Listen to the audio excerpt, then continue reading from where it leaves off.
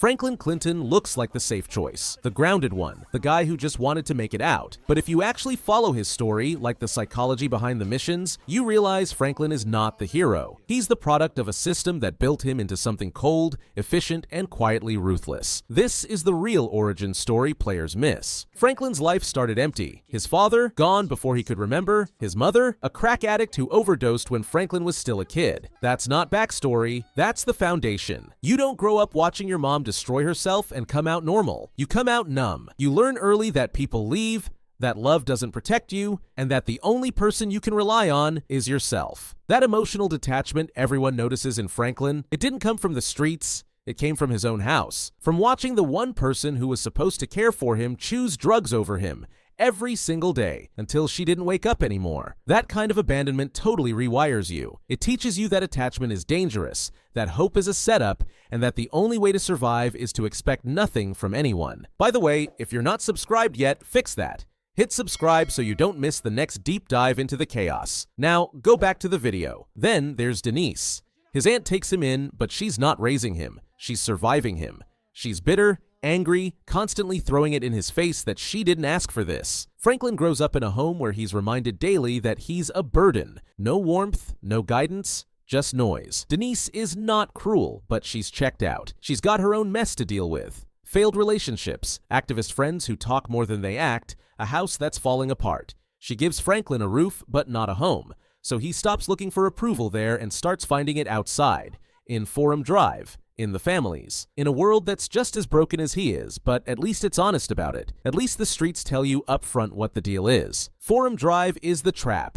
It's not just a neighborhood, it's a cage designed to keep people like Franklin exactly where they are. Petty crime, repo jobs, gang politics that don't lead anywhere. Lamar's out here talking big about loyalty in the set, but he's stuck in the same cycle, just too blind to see it. Lamar's Franklin's best friend, maybe his only real friend, but he's also part of the problem. Every time Franklin tries to think bigger, Lamar pulls him back into street-level nonsense. Repossessing bikes, talking tough to Ballas, playing gangster like it's gonna lead somewhere when it never does. And Stretch? Stretch is the worst kind of OG.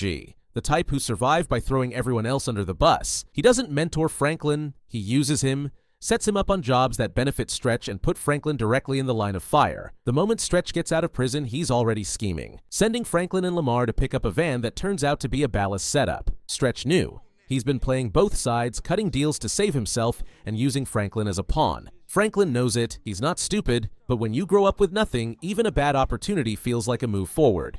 The truth is, Franklin wants out. He says it. You hear it in his voice when he talks about making real money or getting serious. He's tired of the petty scores, the repo gigs, the constant cycle of risk with no reward. But every time he tries to step up, the hood pulls him back. Lamar almost gets him killed chasing clout.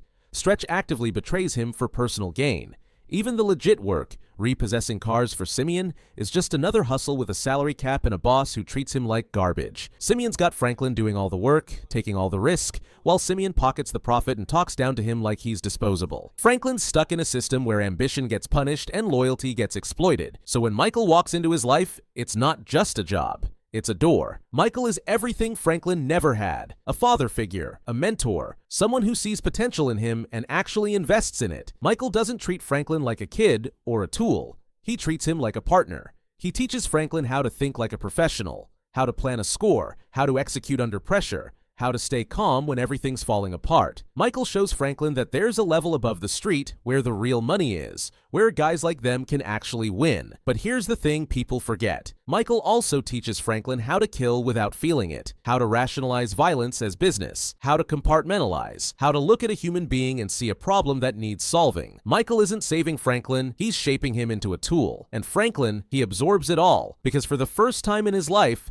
someone's treating him like he matters. Someone's giving him real opportunities, real responsibility. Michael's not perfect. He's a mess in his own way, but he's the closest thing to a father Franklin's ever had. And Franklin's willing to do anything to prove he deserves that. But that mentorship comes with a cost. The deeper Franklin goes with Michael, the darker he gets. It's not loud like Trevor. Franklin doesn't explode. He calculates. He eliminates. In the hotel assassination, Lester calls Franklin, gives him a target, some corporate guy who probably deserves it, but Franklin doesn't even ask. And Franklin just takes the shot. Clean. Professional. no questions. In Pac-Man, when the Ballas ambush them, Franklin doesn't panic. He guns down an entire crew, reloads, keeps moving. In Cleaning Out the Bureau, Franklin's storming a government building, taking out FIB agents like it's routine. In The Third Way, when everyone's trying to kill him, Merriweather, the FIB, Devin Weston's private army, he doesn't panic. He methodically clears every enemy like he's running an errand. No hesitation, no remorse, just execution. He's not reacting emotionally anymore. He's operating like a machine. That's the trauma at work. When you've been abandoned, betrayed, and used your whole life, you stop feeling. You start surviving.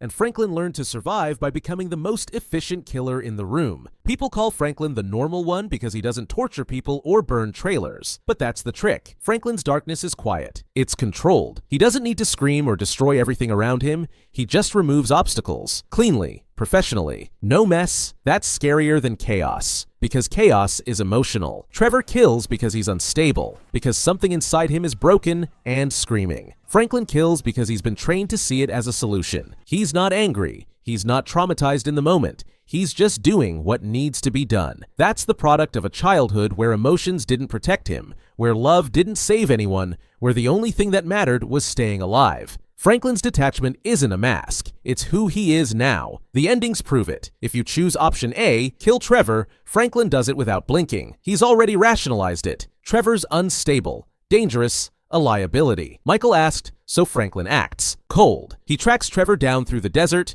chases him into an industrial site, corners him in a gas tanker, and watches him burn. Trevor screams. He begs. He curses Franklin. And Franklin just stands there, gun raised, making sure Trevor doesn't walk away. There's no guilt in his voice afterward, just acceptance. He made a call. He executed. That's who he is now. Michael tries to rationalize it too. Says Trevor was always going to end badly, and Franklin agrees, because it's easier than admitting what he just became. If you pick option B, kill Michael, it's even darker. Franklin's willing to betray the one person who gave him a chance, who mentored him, who treated him like family, because the FIB and Devin Weston made it sound like the smart move. He's been told Michael's a liability, that killing him is the only way Franklin gets to walk away clean. And Franklin considers it. He actually considers it. He hunts Michael through the oil fields, corners him on a tower, and either shoots him or watches him fall. Michael begs. He talks about their friendship, about how much he cared, about how Franklin's better than this. And Franklin still does it.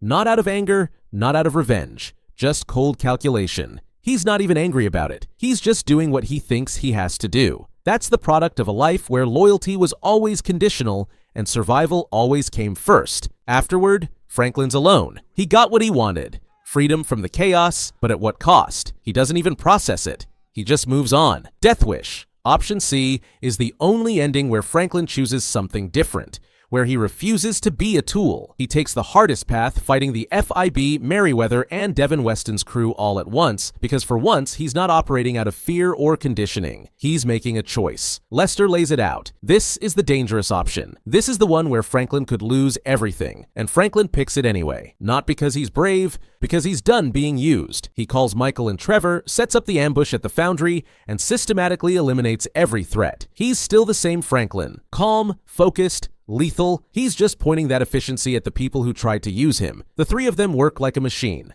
Michael's tactics, Trevor's chaos, Franklin's precision, and they tear through waves of enemies like it's choreographed.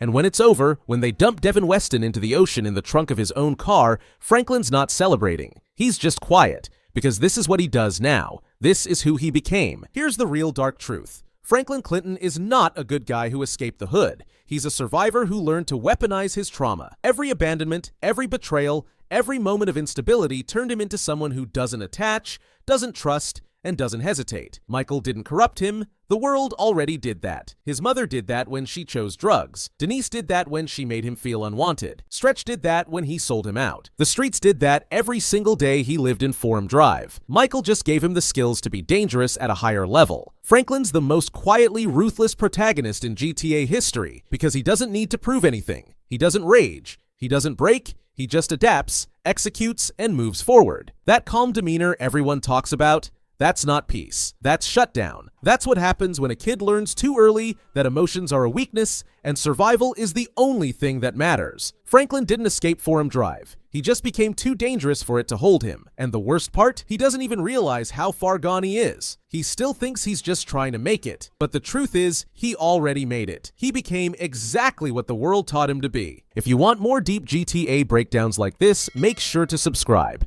And if you're ready for an even wilder story, go watch the darkest love story in GTA history, Jason and Lucia Explained.